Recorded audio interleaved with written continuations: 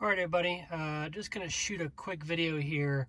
There's been some questions about the PDR and the C8 Corvette. Even if you're coming from the C7 Corvette, just know there's some differences. The PDR system in the C8 is different. One thing you'll notice right off the bat is if you're used to going out to like hypodriver.com, or you've got your own library of the track map files, the map.gpx files that get created on the SD card, those don't work with the C8. It's a different format. So if you put those on a card and stick that card in your PDR on a C8 and you go out on track, it's not actually going to pick up the finish line. So you got to actually create new ones. We'll start trying to put together a new library for C8 and the new Gen 2 of the PDR. But here's a couple things that are different. So, I'm going to try to just hold my camera and show you here live in the car. So if you go to PDR, of course you get the lovely warning there. And here we have the main PDR screen.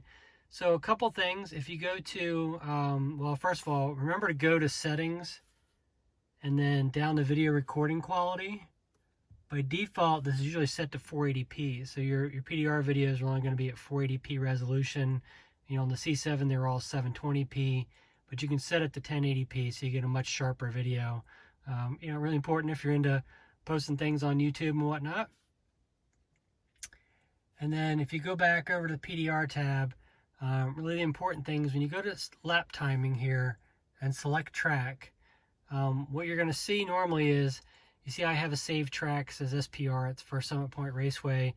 Normally you'll see none and you'll see custom track. So if you're at the track and you've never been there before, you don't have the map file on the card, or even if you have a C7 map file on your card, the C7 ones will show up. They just won't work if you actually use them. So we're going to do custom track.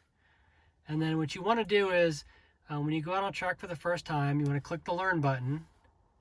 And then as you're crossing the start-finish line, go ahead and hit Circuit.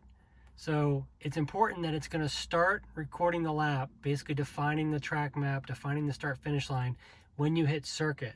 If you hit the Learn button as you're crossing start-finish line, basically what's going to happen is nothing is going to happen until you hit that circuit. So just keep that in mind as you're defining your start-finish line.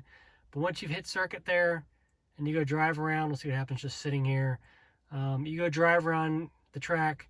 At the conclusion of your first lap, basically it'll define the start-finish line, it'll define the track map, it'll save it on the card as a .gpx file. I believe by default they call it custom or custom1.gpx.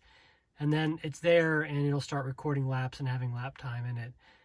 What's also cool is you can take that SD card out of the card reader, stick it in your computer, rename that custom.gpx file to whatever you want. You can call it Summit Point or whatever the name of the track is, and then keep it on the card. So as you go around from track to track, you can now have multiple map files on the card so that you no longer have to have, load a different map.gpx depending on which track you go to. So that's actually a really nice usability improvement, but we just have to start over with defining these map files.